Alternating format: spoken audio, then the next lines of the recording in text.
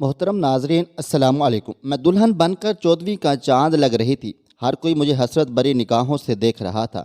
میں خوبصورت اتنی تھی کہ خاندان میں بہت سے گھروں سے میرے لیے رشتہ آیا تھا، مگر میرے ماں باپ نے میرا رشتہ الیاس سے طے کیا تھا، جو میری خالہ کا بیٹا تھا اور شہر میں کسی بہت بڑی کمپنی میں جاب کیا کرتا تھا۔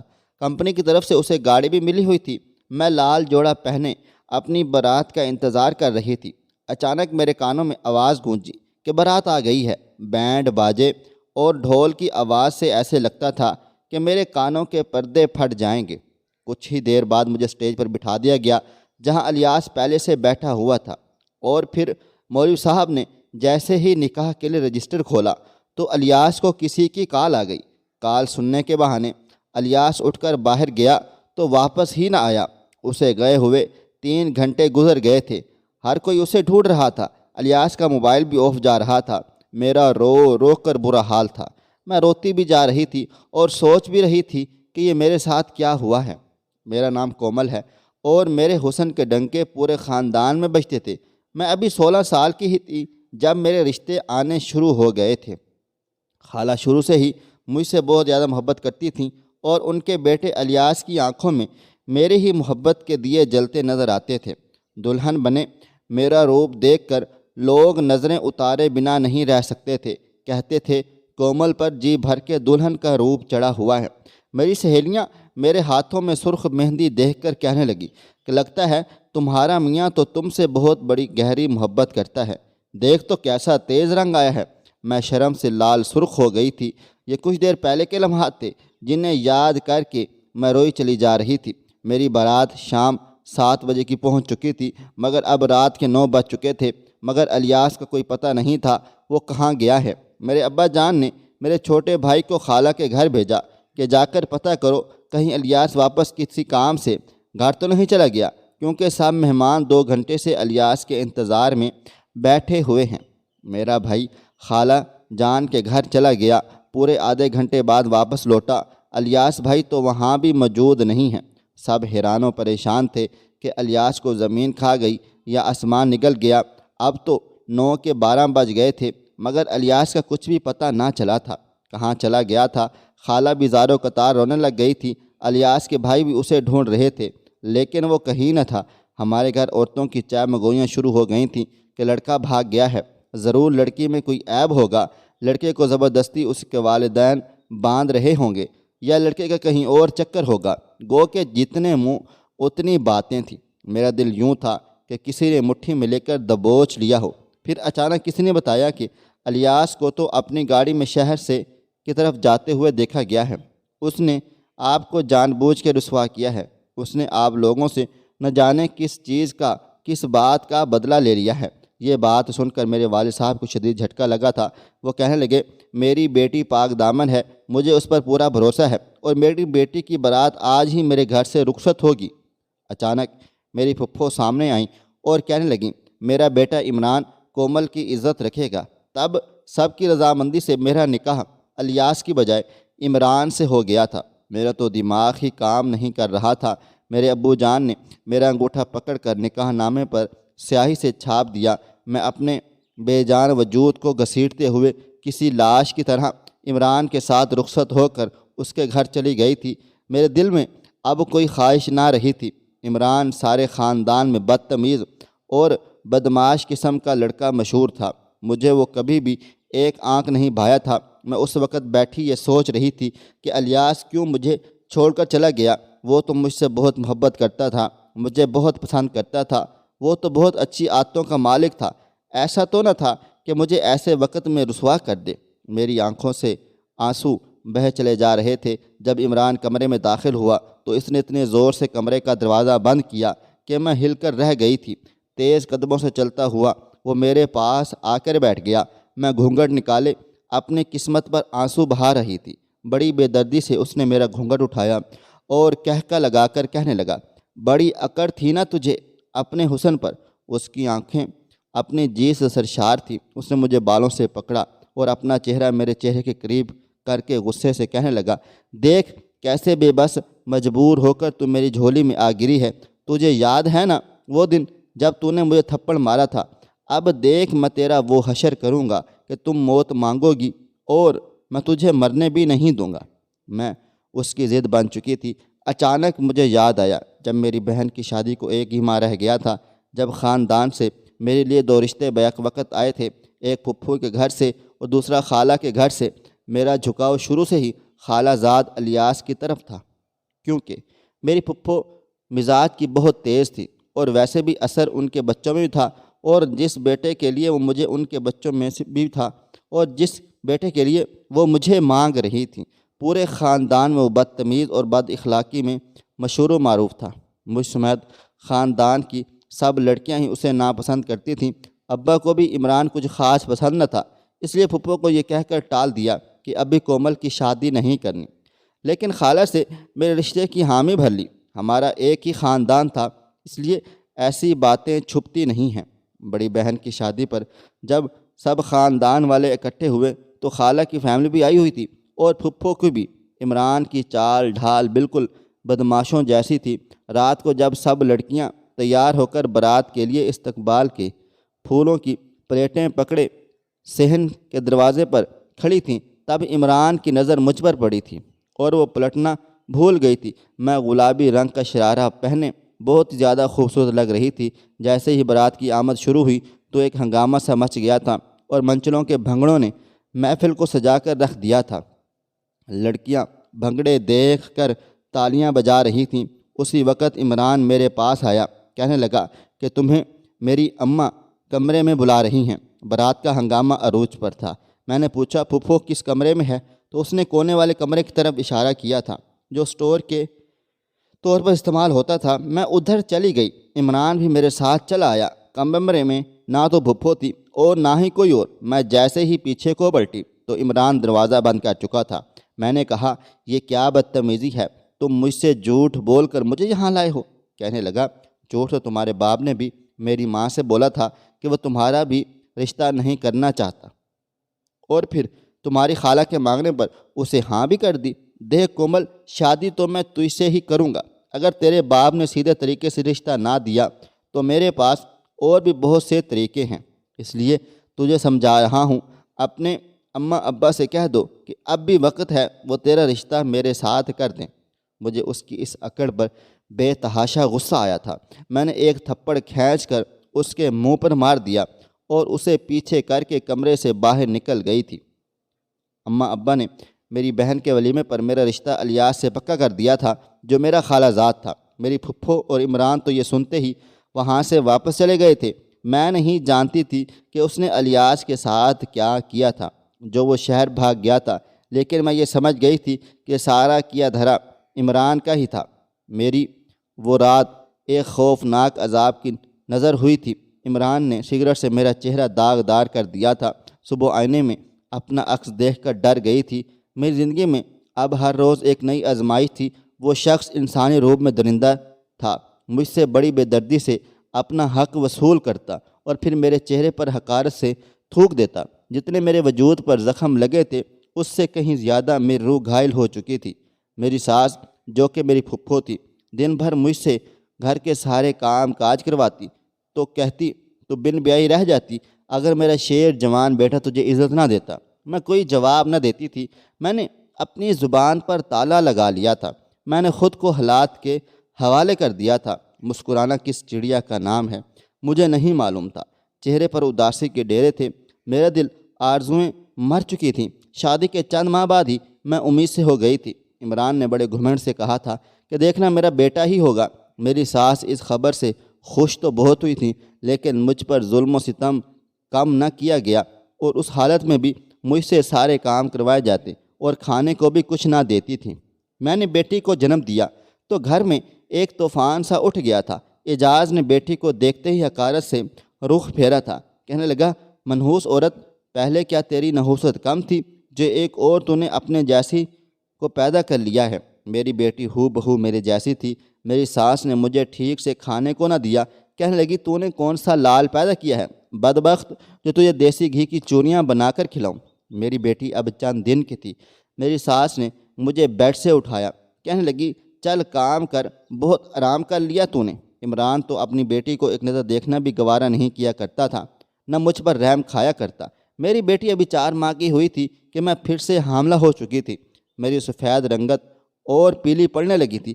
گھر کا کام کاج اس پر، بیٹی کی ذمہ داری، اور میں پھر سے حاملہ۔ خوراک کے نام پر مجھے بس ایک وقت میں ایک ہی روٹی ملتی تھی۔ میرے میکے والوں کو مجھ سے ملنے کی اجازت نہ تھی، اور نہ ہی میں نے شادی کے بعد میکے کی شکل دوبارہ دیکھی تھی۔ میری پھپھو میرے باپ سے چن چن کر اپنے بدلے لے رہی تھی۔ میرے باپ نے سب کچھ اللہ تعالیٰ پر چھوڑ دیا تھا۔ میری بیٹی جب 8 ماہ کی ہو گئی تو وہ چلنے لگی، مگر اکثر زمین پر گر جاتی۔ ایک روز عمران ٹی وی دیکھ رہے تھے، جب میری بیٹی ابا ابا کہتے عمران کے پاس پہنچ گئی اور اس کے گھٹنوں پر ہاتھ رکھ کر کھڑی ہو گئی اور بڑے لاڈ سے اسے دیکھ کر اماں اماں کہنے لگی۔ نہ جانے کیسے شفاق دل پایا تھا عمران نے، میری بیٹی کو اتنی زور سے پاؤں سے ٹھوکر ماری کہ وہ دور جا گری۔ میری بچی تو تڑپ اٹھی تھی۔ میں بچی خانے میں کام کر رہی تھی۔ میرا دل اپنا بیٹی کی بے ساختہ چیخ سن کر تڑپ کر رہ گیا تھا۔ جب میں صحن میں بھاگ کر آئی تو میری بچی کا سر زخمی ہو چکا تھا اور عمران اسے غصے سے دیکھ رہے تھے۔ نیچے گرنے کی وجہ سے میری بیٹی کے ہاتھوں پر مٹی لگ جاتی تھی۔ عمران کے سہارے سے کھڑے ہونے کے باعث شاید ذرا سی مٹی اس کے کپڑوں پر لگ گئی تھی اور اس نے ایسی بے دردی کا مظاہرہ کیا تھا۔ میں اپنی بچی کو سینے سے لگا کر میں خود بھی بلک اٹھی تھی۔ حالانکہ عمران کے مظالم سہ سہ کر میرے آنسو خشک ہو چکے تھے، لیکن میں ایک ماں کا دل اپنے سینے میں رکھتی تھی۔ مجھ سے میری بچی کے آنسو اور رونا تڑپنا دیکھا نہیں جا رہا تھا۔ میرا چھوٹا دیور جو اس وقت 12 سال کا تھا، وہی میرے پاس آیا، کہنے لگا آپی اس کے سر پر سٹیچز لگیں گی، زخم بہت گہرا ہو چکا ہے۔ میں نے روتے ہوئے عمران کی طرف دیکھا جو کھا جانے والے انداز سے مجھے دیکھ رہا تھا، اور اپنے بھائی سے کہنے لگا ڈاکٹر کے پاس لے جانے کی کوئی ضرورت نہیں ہے، یہ بیٹیاں بھی بڑی ڈیٹ ہڈی کی بنی ہوتی ہیں، اتنی جلدی مرتی بھی نہیں ہیں۔ اس کی بات سن کر میں نے اللہ تعالیٰ سے انصاف کی فریاد کی تھی۔ جب میرا دیور میری بچی کو ڈاکٹر کے پاس نہ لے گیا تو میں باورچی خانے میں جا کر اپنے ہاتھ میں ہلدی بھری اور اپنی بچی کے ماتھے پر رکھ دی۔ اپنا دوپٹہ پھاڑ کر اس کا سر باندھ دیا اور اسے گرم دودھ فیڈر میں ڈال کر پلانے لگی۔ میری ساس چارپائی پر بیٹھی سارا تماشا دیکھ رہی تھی۔ مجال تھی کہ اس کے منہ سے ایک لفظ بھی نکلا ہو۔ رات بھر بھی سوئے ہوئے میری بچی سسکیاں لیتی رہی۔ ڈاکٹر کی دوائی نہ لینے کی وجہ سے میری بچی کا زخم بڑھنے لگا تھا۔ اب وہ عمران سے ڈرنے اور خوف کھانے لگ گئی تھی۔ میری دوسری بیٹی کی پیدائش پر بھی پہلے کی طرح وہی شور شرابہ مچا ہوا تھا۔ یکے بعد دیگرے 1 سال کے وقفے سے میں نے 4 بیٹیوں کو جنم دے دیا تھا۔ عمران کا یہ حال تھا کہ اس نے مجھ پر ظلم کی انتہا کر دی تھی۔ میں اس قدر کمزور ہو چکی تھی کہ چلتی تھی تو چکر آتے تھے۔ میری آنکھوں کے گرد گہرے حلقے پڑ چکے تھے۔ میری رنگت پیلی اور سیاہ مائل ہو چکی تھی۔ مجھے اگر کوئی دیکھتا تو یہ ماننے کو تیار ہی نہ ہوتا کہ میں وہی کومل ہوں جس کے حسن پر سب مائیں میرے گھر کی دہلیز پکڑ لیتی تھیں کہ اپنی بیٹی کا رشتہ ہمیں دے دو، لیکن آج اگر وہ مجھے دیکھ لیتی تو کانوں کو ہاتھ لگاتی۔ مجھے عمران کہتا کہ جب تک تم مجھے بیٹا پیدا کر کے نہیں دو گی میں یوں ہی تمہیں ہر سال حاملہ کرتا رہوں گا۔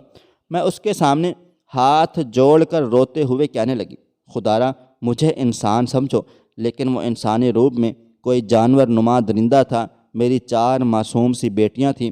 جب میں عمران کی زندگی کو دیکھتی تو اپنے لیے موت کی دعائیں کیا کرتی تھی، مگر جب اپنی بیٹیوں کے ڈرے سہمے چہرے دیکھتی تو خون کے آنسو روتی کہ میں اگر مر گئی تو میری بچیوں کے ساتھ نہ جانے اس کا باپ کیا سلوک کرے گا۔ وہ تو میرے سامنے بھی بچیوں پر یوں دھاڑتا ہے کہ وہ سہم کر کمرے میں چلی جاتی ہیں۔ عمران آج کل شراب پی کر گھر آنے لگا تھا۔ مجھے میرے دیور نے یہ بھی بتایا کہ وہ جوا کھیلنے لگا ہے، اپنا کمایا ہوا پیسہ جوئے میں برباد کر دیتا ہے۔ ایک بار عمران نشے میں دھت گھر پر آیا تو اس کے ساتھ ایک آدمی اور بھی تھا جو اس سے پیسے کا مطالبہ کر رہا تھا، کیونکہ وہ جوئے میں اچھی خاصی رقم ہار چکا تھا۔ عمران اندر آیا اور میری بیٹی کا بازو پکڑا اور اسے باہر کھڑے آدمی کو پکڑا دیا۔ میں تو یہ دیکھ کر ہکا بکا سی رہ گئی تھی کہ وہ کر کیا رہا ہے، کہ وہ کہنے لگا پیسوں کی جگہ تو میری بیٹی کو لے جا، یہ ساری زندگی تجھے کما کر کھلائے گی اور میرے سر سے ایک بوجھ بھی کم ہو جائے گا۔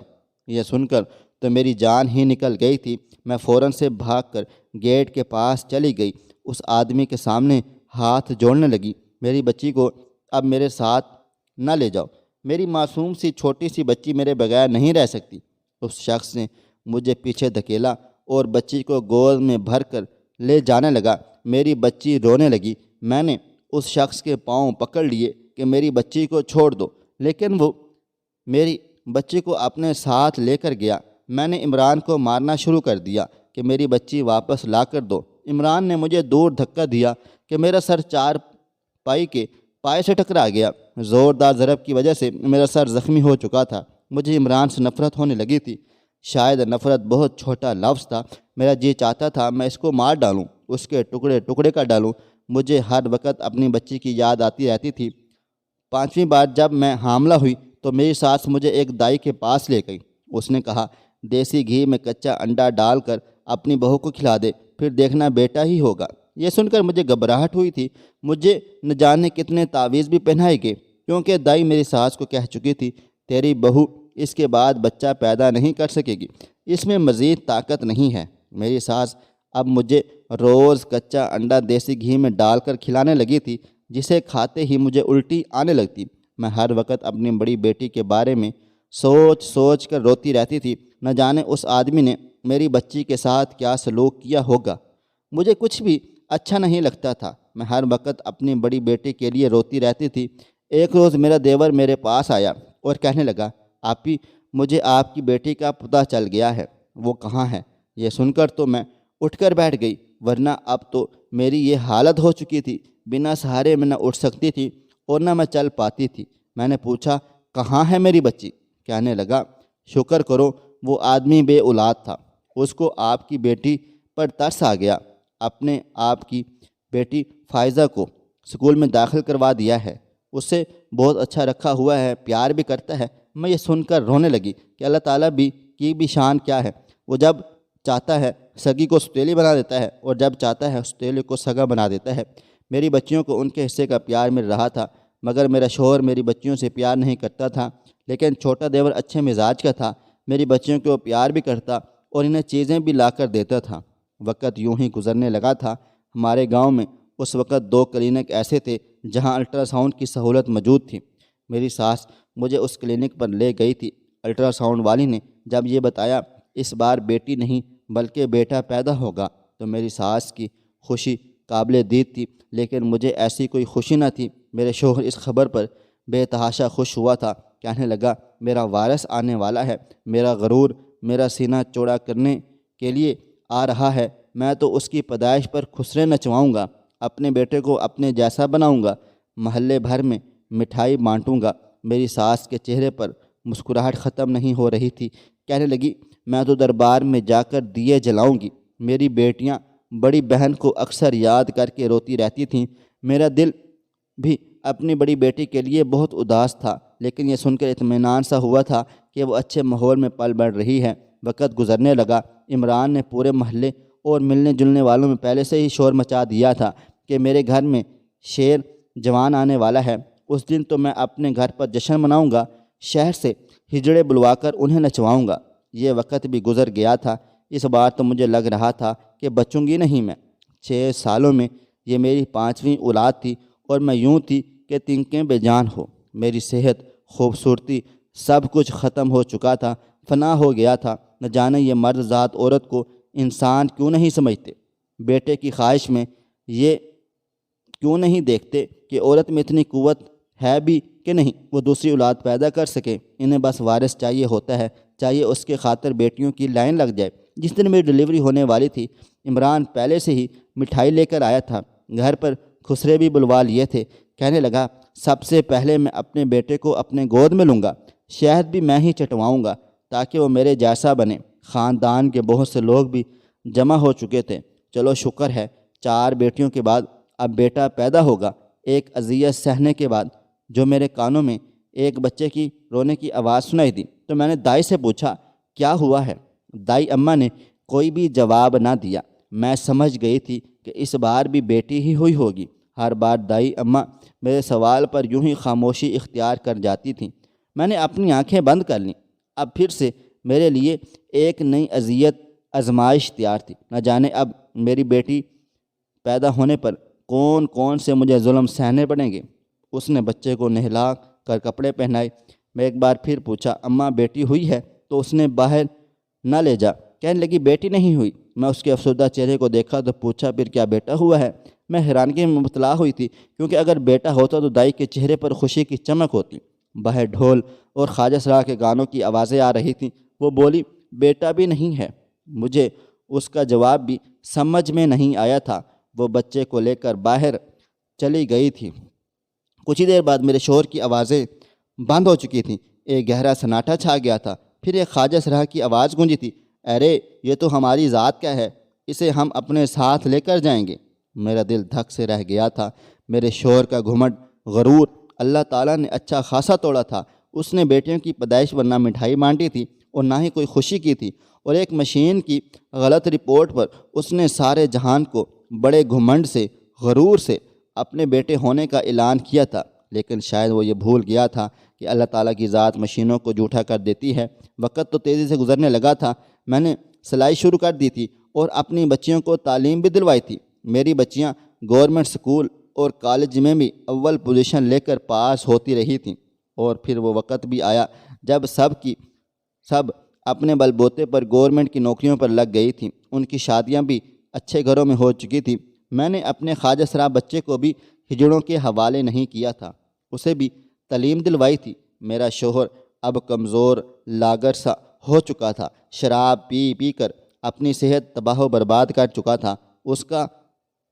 اس کا علاج بھی میری وہی بڑی بیٹی کر رہی تھی جس نے اسے جوئے میں ہار دیا تھا۔ وہ ڈاکٹر بنی تھی۔ آج میری بیٹیاں میری پہچان بن گئی تھیں۔ میں کہیں بھی جاتی تو سب کہتے کہ وہ دیکھو کومل جا رہی ہے، جس کی بڑی بیٹی ڈاکٹر، دوسری انجینئر، تیسری پروفیسر اور چوتھی وکیل ہے۔ میں سوچا کرتی تھی، نہ جانے اللہ تعالیٰ مجھے ہر بار بیٹی ہی کیوں دیتا ہے، جب جانتا ہے کہ اس کا باپ ان کی قدر نہیں کرتا۔ لیکن جب میں سوچتی کہ اس میں جو مصلحت تھی میں اس سے انجان تھی۔ میری بیٹیوں نے بہت سے اچھے دماغ پائے تھے، سب کی سب میرا فخر بن گئی تھی۔ آج بھی جب کوئی میرے گاؤں کا نام لیتا ہے تو لوگ کہتے ہیں، یہ وہی گاؤں ہے نا جہاں کومل نامی خاتون کی بیٹیاں اپنے اپنے عہدوں میں مشہور ہیں۔ یہ سن کر میری آنکھوں سے شکر کے آنسو بہنے لگتے تھے۔